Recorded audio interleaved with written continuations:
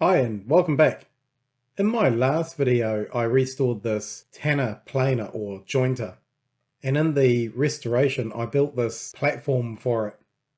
The platform has two lockable wheels on one end and it has adjustable feet on the other end. The adjustable feet allows me to make sure that the machine sits on all 4 points evenly, particularly when you're on an uneven surface. Now the issue is that it is really heavy, and as you saw in the beginning of the video, it is really hard and awkward to move.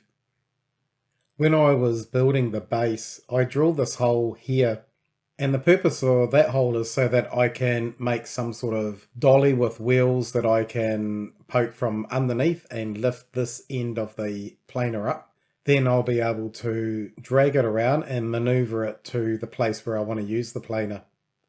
Now I'm not sure what the name is for what I want to make, but I've seen things like a rolling pry bar, lever lifting bar, a Johnson bar, a whole bunch of different names.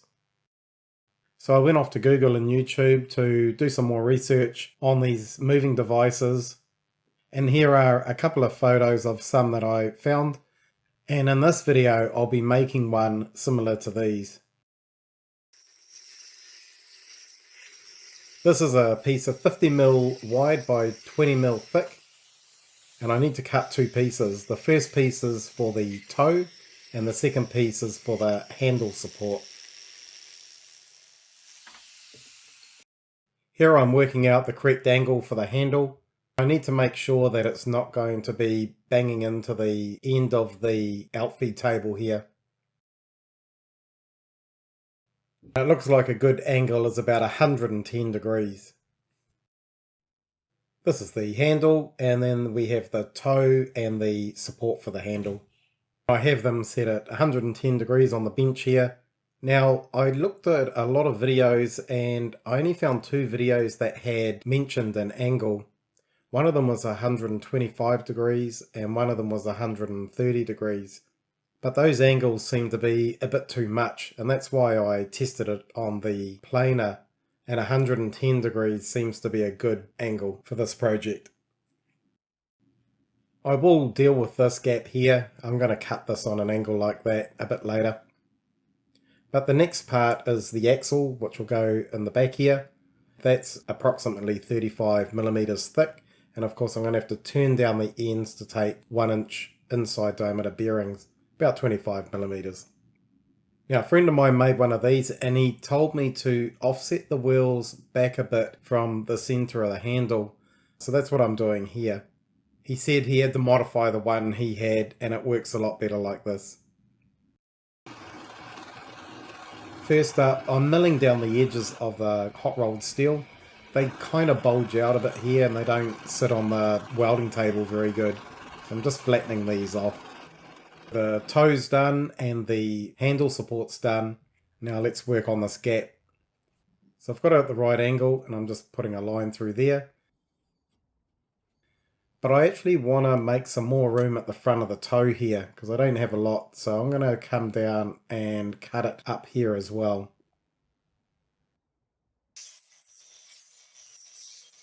This is the first angle.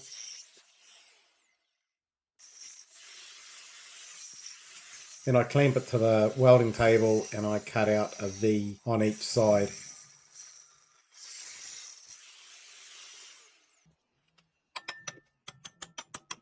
A little bit of panel beading is required. Then that's clamped together and that seam is welded together on both sides. The final step for this end of the handle is to just trim this extra piece off here. I start working on the toe and this is at an angle of about 15 degrees. There's quite a lot of material I need to take off, and as you can see here it was pretty close to the top of my vice jaws. So the toe goes back in there. I use the same angle here to line everything up. And then the axle will go in here. This is a longer piece than what I showed before, and I'm going to work on that axle next. I have to say the lathe is a far quicker way of removing rust than those other products like Evapor Rust.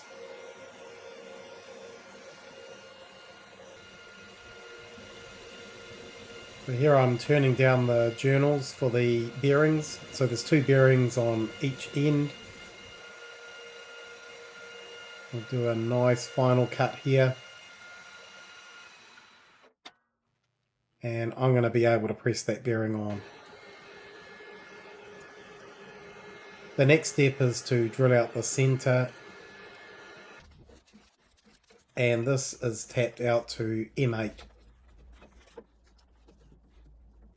The screws go in the end like that. I did the other end off camera. The bearings will go on the ends with some washers, and these bolts will all lock it all together. Now I'm not going to put these bearings on yet because I need to weld it all together and paint it. The first thing is to clean the handle off of the wire wheel. There's a little bit of rust on there. Now this is why I wear a full face shield when I'm using these sorts of tools. Let's take a closer look at my shirt. Yep, you don't want one of those things going in your eye. I have it all clamped to the table, ready for welding. I have 2 dowels, one at this end and one at the other end, so that it holds the handle halfway up on the foot and the back supporting plate. Now most of the time the foot is flat like this, but I have seen a video where someone mills some grooves into the foot for grip, I presume, but I don't think that's necessary here, so I'm just going to leave them flat. So a final check on the angle now that it's all clamped. It looks like we're bang on 110 degrees, which is good. And I've dressed up the surfaces on the foot in this backing plate. That will help me out later on when I weld in the axle. The other thing here you might have noticed is I've moved the back supporting plate up higher, and that allows the axle to be welded in higher up so that the foot is lower to the ground, which you'll see soon. Now I'm going to start by tacking the back supporting plate and the foot in place, and then once that's done the axle will be welded in here. Start by tacking all of this in place. Now I'm using my arc welder, which has a bit more power for these big, thicker plates that I need to weld. And what do you know? Phone rings in the middle of a job. So once that call was over, I welded everything together and tidied up what I could, and that's the welded item there. Now I've just put the bearings halfway on here on each side. They're not permanent, as I have to take them off again later to paint it. But I've put them on like this so I can do some tests with the tool. This is the table leg for my smaller Austrian lathe, and the lever works really good here. I can lift this corner off the ground. But what about the jointer? Looks like it doesn't work too well with the jointer. So I designed this to be used for a few purposes. One you saw with the table leg on my smaller lathe, and also have a large lathe that I can put this under and lift it as well. So it's been built the traditional way with a little tapered foot like that. But for the jointer, I'm going to make a little device that can clip on, and it will locate that hole in the jointer, and then I'll be able to lift the jointer. So that'll be the next step. The first step is to try and get a measurement here, and I struggle with this a little bit, but I think I get there in the end. Then I go onto my computer and fire up Fusion and draw a quick design. So this cylinder is going to be about 80 long. That might be a little bit long. I might have to make it a bit shorter. It's going to have a 12mm round piece, and that's going to be 20mm high. This is 32mm round bar, and it's cut to 100mm, which is about 4 inches. I turn the end down to 16mm. That's enough clearance to make it easy to get through the hole on the jointer frame. Now that round piece needs a couple of pieces on each side to hold it in place. So I found this bit of scrap and I'm cutting off 2 pieces at 100mm each. I do some marking up off camera and I cut these ends on these particular angles here.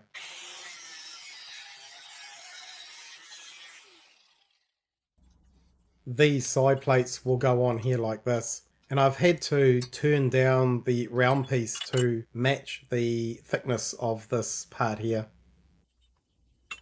Now I don't want this fitting too tight, so I'm going to put a couple of soda can shims in here and I'll just glue those on with a bit of super glue, one on each side. I've got that all in place and I'll put a couple of tacks in the front here, and then I'm going to weld a little support bracket here on top. And I've got the back clamped up and it's got those shims in there as well. So that's all tacked together in place. Then I take it all off and I finish weld that off camera. The part's all cleaned up and then it's in place, and I'm drilling a 6mm hole here. And I've clamped down this end here so that it's flush with the foot. The 6mm bolt will go through there like that. It does move, it's not supposed to be tight, and that bolt is to stop it from sliding off. Here I'm drilling another 6mm hole a little bit up the handle. Can anyone guess what this is for? This is 16mm round bar, and this will be used for the handle. It's a little bit wobbly. Here I'm drilling out the main part so the handle can fit through here. So this is a 16mm drill bit.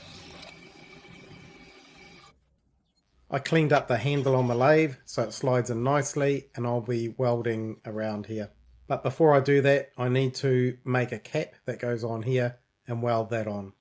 This tool is quite long and I've tilted my vise over here on its hinge plate, and that gives me a throatless vise, so it's handy for these really long items that you need to hold in the vise. That end cap is tacked on. After it's welded, I tidied it up with the flat disc on the angle grinder. Now the handle is tacked in place, and I finished weld that off camera. Okay, did anyone guess what that 6mm hole up the handle was for?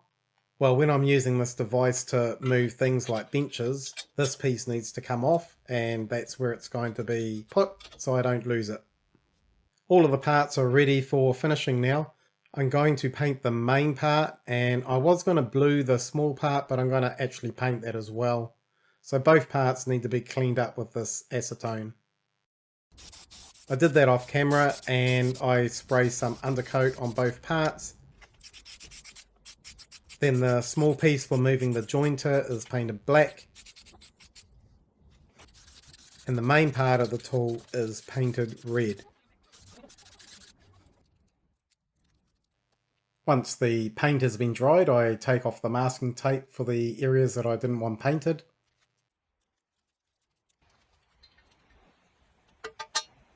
Then the bearings are fitted, 2 bearings on each side. I made up these 5mm thick washers and they've been blued. And I'm using a bit of Loctite on the thread. Maybe that's a bit of overkill, but I don't want those bearings to come off when I'm using it. They're screwed in, one each side and locked down. Although the surface isn't painted, I do want to protect it, so I'm going to blue it. This is the first time I've used blue right next to paint, so I'm not really sure if it's going to cause any issues with the paint, but let's wait and see. Likewise, I blew the top of the part that goes through the machine.